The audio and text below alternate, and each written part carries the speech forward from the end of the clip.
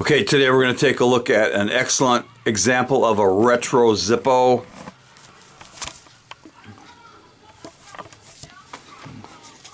Now this one arrived in the normal Zippo black box, and it says turntable above the barcode. It's a genuine Zippo made in Bradford, PA.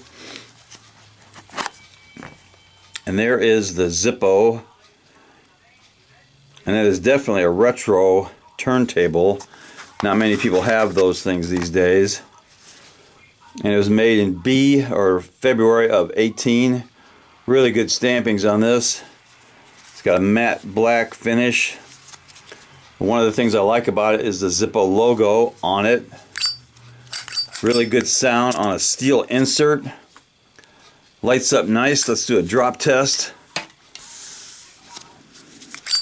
on this turntable.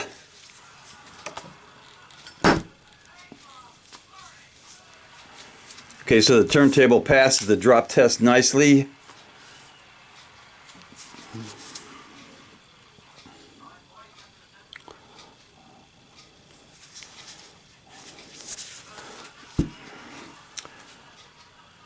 So that Retro Zippo definitely deserves a little cowbell.